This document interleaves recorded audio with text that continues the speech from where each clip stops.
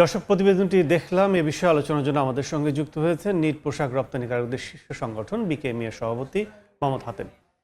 হাতেম ভাই, আপনাকে স্বাগত জানাচ্ছি সময় বাণিজ্যে। আমরা শুরুতে একটু জানতে চাচ্ছি যে বর্তমান যে নতুন সরকার নতুন বাজেট আমরা দেখলাম, প্রস্তাবিত বাজেটে আপনাদের জন্য যেটি নতুন করে আমরা দেখছি যে আমদানি নীতিতে যেটা মূল্য সংযোজনের বিষয়টি আলোচনা হচ্ছে নতুন করে 20 থেকে 30 হয়েছে। সব মিলে যদি একটু বলেন যে কোন দিকে যাচ্ছে। আমরা প্রথমেই ধন্যবাদ দিই যে একটা মোটামুটি ভালো বাজেটই দিয়েছে, আমরা এটাকে স্বাগত জানিয়েছি এবং সন্তোষজনক বলেছি। তবে আপনি যে ইস্যুটা আমরা এখনই দেখলাম, এরকম ছোটোখাটো কিছু ভুল ত্রুটি আমি বলবো। এটা আমি জানি না, এই যে যারা বক্তব্য রাখলেন বিটিএমএ বা অন্যরা যারা বললেন, আমি তাদের সাথে একমত যে ভ্যালু এডিশনের ন্যূনতম মাত্রা উঠিয়ে দেওয়ার বা বাদ দেওয়ার ইয়ে করার কোনো সুযোগ নেই। আর যেখানে আমদানি নীতি আদেশে বর্তমানে 20% মিনিমাম ভ্যালু এডিশনের ইয়ে দেওয়া আছে, এটাকে নতুন যে আমদানি নীতি আদেশ পাশ হতে যাচ্ছে, হয়তো এটা সপ্তাহখানিকের মধ্যে পাশ হয়ে যাবে, সেখানে কিন্তু 30% ভ্যালু এডিশনের কথা বলা হয়েছে। এবং কিছু কিছু ক্ষেত্রে ভ্যালু এডেড প্রোডাক্ট যেগুলি হাই ভ্যালুড প্রোডাক্ট, সেখানে কিছু রিল্যাক্স আছে, সেখানে হয়তো 25 বা 20% থাকতে পারে। কিন্তু মানে একেবারে যে বন্ড সুবিধার আওতায় আমদানি করা যাবে কাঁচামাল, ভ্যালু এডিশনের কোনো ইয়ে থাকবে না, এইটা মনে হয় সামহাও এটা বুঝার কোনো ভুল হয়েছে বা মিস্টেক হয়েছে, এটা হওয়ার কোনো সুযোগ নেই। এটা কি বলছেন যে সরকারের পলিসি যারা করছে তাদেরই ভুল হয়েছে না? হ্যাঁ, পলিসি যারা করছেন বা লিখেছেন বা তারা হয়তো ওখানে লিখতে গিয়ে কোথাও এটা ভুল করেছেন। আমার মনে হয় ফাইনালি যখন আমরা সংসদে যখন বাজেট পাস হবে, ততক্ষণে এটা হয়তো কারেকশন হয়ে চলে আসবে আমরা আশা করি। কারণ ভ্যালু এডিশন ছাড়া কোনো কিছু আমদানি করার কোনো সুযোগ নাই, আমদানি নীতি আদেশও নাই, এবং আমরাও এটাকে সাপোর্ট করি না এই কারণ মিনিমাম মূল্য সংযোজন এখানে থাকতে হবে, এটাই কিন্তু বাস্তব। কিন্তু আমরা যদি একটু ব্যাকে চলে যাই, সেটা হচ্ছে নির্বাচনের আগে কিন্তু বর্তমান অর্থমন্ত্রী তিনি কিন্তু সেই সময় বলেছিলেন যে তারা নির্বাচিত হলে ব্যবসায়ী যারা আছেন আপনারা আমদানিকারক বন্ডের সুবিধা কিন্তু বিভিন্নভাবে দেবেন। সেই আওতায় কি এটা সরকার চিন্তা করছে নাকি? ওই সিদ্ধান্তটাকে আমরা স্বাগত জানিয়েছি। বন্ড লাইসেন্স বিহীন অবস্থায় নন বন্ডেড প্রতিষ্ঠান দেশে এবং বিদেশ থেকে যে বন্ডেড প্রোডাক্ট এগুলি র মেটেরিয়ালস আমদানি করতে পারবে রপ্তানির জন্য, এই সুযোগটা দিয়েছে। এটা আমি মনে করি রপ্তানিতে একটা যুগান্তকারী পরিবর্তন আসবে এবং রপ্তানি বাড়ার একটা সুযোগ তৈরি হয়েছে। এটা নিঃসন্দেহে এটা ভালো উদ্যোগ, কিন্তু তার মানে এই না যে একেবারে ন্যূনতম মূল্য সংযোজন বা ভ্যালু এডিশন বাদ দিয়ে আমদানি হবে, বিষয়টা কিন্তু এরকম না, এবং এটা প্রয়োজনও নাই। আমরা এটা প্রয়োজনও মনে করি না যে ভ্যালু এডিশন একেবারে কোনো হিসাব নিকাশ বাদ দিয়া আমদানি হবে, এটা আমি মনে করি না এটার কোনো প্রয়োজন আছে। কিন্তু যদি আমি লাইসেন্সবিহীন আমদানি করতে পারি বন্ডের সুবিধায়, সেক্ষেত্রে কি স্থানীয় ব্যবসায়ীরা কি কোনোভাবে যারা আছে টেক্সটাইল মিল তারা কি কোনোভাবে ক্ষতিগ্রস্ত হবে কি মনে করেন? তারা ক্ষতিগ্রস্ত হওয়ার সুযোগ কেন হবে? আপনি যদি আমি এখন মনে করেন, আমরা যারা বন্ডের বিহীন যে মালটা আনবে তাকে কিন্তু একটা ব্যাংক গ্যারান্টি দিয়ে আনতে হবে, সেখানে কিছুটা প্রতিবন্ধকতা আছে। লোকালি আনলে তো তার সেটা লাগবে না।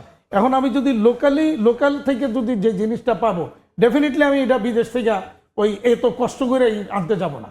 তো যেই মূলত যেমন ধরেন অ্যাক্রিলিক সুতা তো আবার লোকালি উৎপন্ন হয় না, যেটা এতদিন হয়েছে বন্ডের আওতায় গ্রে সুতাটাকে এনে নানা রকমের কালার করে সোয়েটার ফ্যাক্টরিগুলিকে মনে করেন আমার 50 টন সুতা লাগবে সোয়েটারের জন্য, তো আমি হয়তো 10টা কালারে 50 টন সুতা ডেলিভারির জন্য একজনকে অর্ডার করলাম, ওইটা বন্ডেড প্রতিষ্ঠান।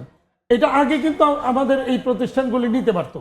গত 3-4 বছর যাবৎ এটা হঠাৎ করে বন্ধ করে দেওয়া হয়েছে, যে লোকালি আমাদের নন বন্ডেড প্রতিষ্ঠানগুলি যে র মেটেরিয়ালসটা সুতাটা কালার করে এই লোকাল থেকে নিত, সেটাকে বন্ধ করে দেওয়া হয়েছিল। এইটাকে আবার পুনরায় চালু করা হয়েছে। এতে আমি মনে করি না আমার লোকাল ইন্ডাস্ট্রি ক্ষতি, বরঞ্চ লোকাল ইন্ডাস্ট্রি যারা গ্রে সুতা আমদানি করে কালার করে এখানে মূল্য সংযোজন করে এখানে তাদেরকে ডিম এক্সপোর্টার হিসেবে রপ্তানি করতো, সেই জায়গাটা ব্যবসা বাড়বে এবং এতে দেশের রেভিনিউর আর্নিং বাড়বে। আমরা প্রতিবেদনে যেটি দেখলাম সেটা হচ্ছে মূল্য সংযোজনের যেটি বিষয়, ন্যূনতম শর্ত না থাকলে স্থানীয় উৎস থেকে কাঁচামাল সংগ্রহের যে আগ্রহ সেটা কিন্তু কমে যাবে। এক্ষেত্রে সরকার কি করতে? না, মূল্য সংযোজন ন্যূনতম শর্ত অবশ্যই থাকবে। এটা মনে করেন যদি এখানে যেমন আসলে যদি হয়ও, তারপরও আমদানি নীতি আদেশে যেহেতু আছে 30% মূল্য সংযোজন, তো ওই কারণে হচ্ছে আটকে যাবে, আনতে পারবে না। তাকে ওইটা মূল্য সংযোজন ন্যূনতম মাত্রা ওইটাকে মেনটেন করেই আসতে হবে। তবে আমার মনে হয় এটা সরকার এটা আমরা অলরেডি বিষয়টা নিয়ে আলোচনা হয়েছে এবং আমার মনে হয় এটা সংশোধন হয়ে আসবে। সেক্ষেত্রে আপনারা কি মনে করেন কেমন হওয়া দরকার আমদানি নীতিটা?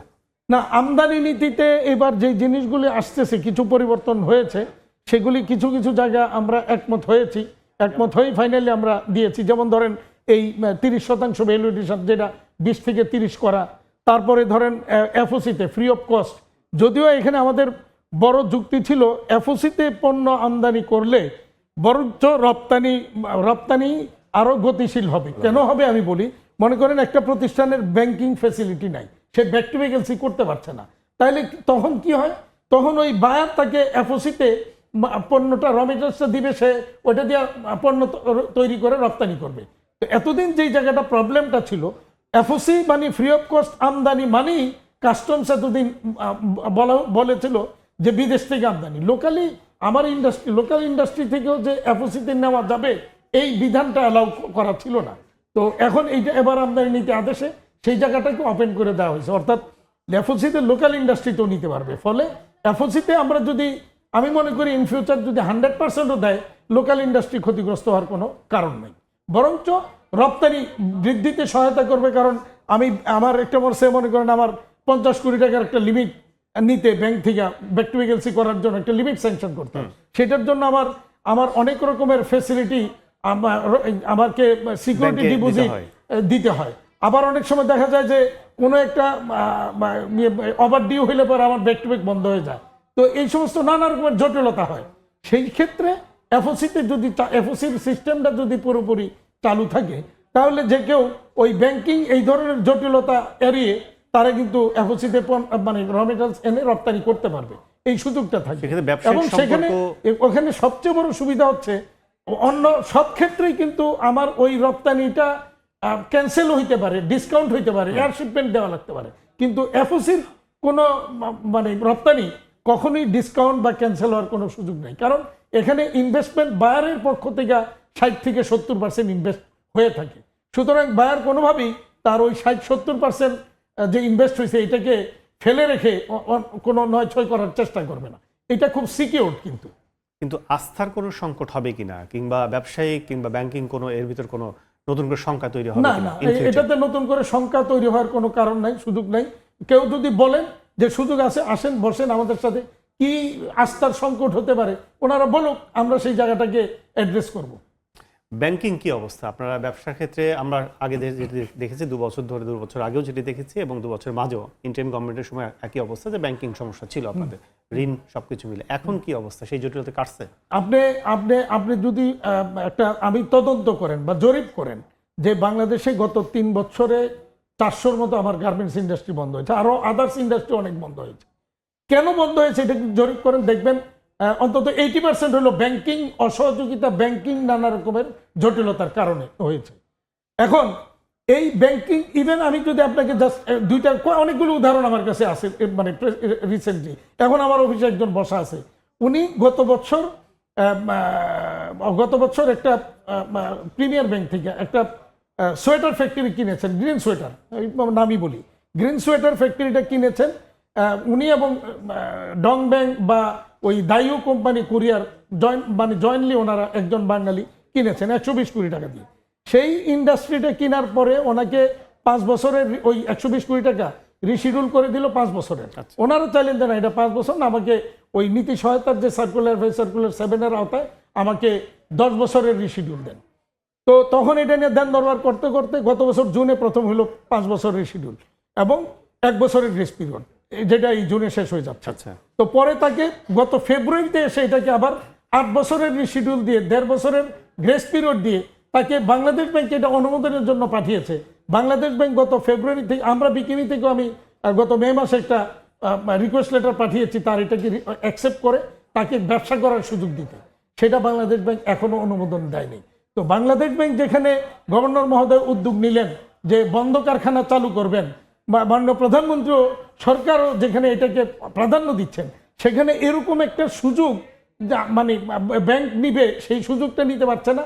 বাংলাদেশ ব্যাংক কি কারণে কেন এটাকে অ্যাকসেপ্ট করছে না, এটা আমার কাছে বোধগম্য নয়। তারপরে ধরেন এরকম ছোটখাটো আরো অনেকগুলো উদাহরণ আছে। জনতা ব্যাংকের একটা পার্টি, সে তার 7.5 কোটি টাকার একটা ওভার ডিউ, সে বলছে যে আমার যে আপনার কাছে এফডিআর আছে, এই এফডিআর গুলি এনকেশ করে এই টাকাটা পরিশোধ করে আমাকে ব্যাক টু ব্যাক করার সুযোগ দেন, ব্যবসাটা কন্টিনিউ করার সুযোগ দেন। ব্যাংক সেটা করছে না। এই যে ছোটখাটো সামান্য, আমি যে কথাটা বারবার বলার চেষ্টা করেছি যে সরকার বন্ধ কারখানা চালু করার চেয়ে এই সমস্ত কারখানাগুলি যেগুলি চলমান ফ্যাক্টরি সামান্য সহযোগিতার অভাবে বন্ধ হয়ে যাচ্ছে, তাকে যদি একটু দৃষ্টি দেওয়া হয়, তাকে যদি একটু সহযোগিতা দেওয়া হয় নানা রকমের, কারো হয়তো একটু ইন্টারেস্ট রেট কমে দিতে হবে, কারো হয়তো একটু তার যে কিস্তির পরিমাণটা কমাইতে হবে, তার টাইম বাড়াই দিতে হবে, কারো হয়তো ইন্টারেস্ট রেট কমাইতে হবে, এই ধরনের কারো হয়তো সামান্য ফাইন্যান্স করতে হবে, সে কিন্তু বেঁচে যাবে। এই জায়গাটা আমি মনে করি জরুরি। আমি বিনীত অনুরোধ করব গভর্নর মহোদয়কে যে এইগুলিকে একটু দৃষ্টি দেন, এই চলমান ফ্যাক্টরিকে বাঁচিয়ে রাখার জন্য একটু ব্যবস্থা নেন। আমাদের প্রত্যাশা সংকট দূর হোক। আমরা আলোচনা শেষ পর্যায়ে অনেক ধন্যবাদ যুক্ত হওয়ার জন্য। দর্শক, আলোচনা করছিলাম বন্ডেড সুবিধা এবং সেখানে মূল্য সংযোজন বিভিন্ন বিষয় নিয়ে। আমাদের সাথে স্টুডিওতে এসে যুক্ত হয়ে আলোচনায় যুক্ত ছিলেন বিকেএমই সভাপতি জনাব মোহাম্মদ হাতেম।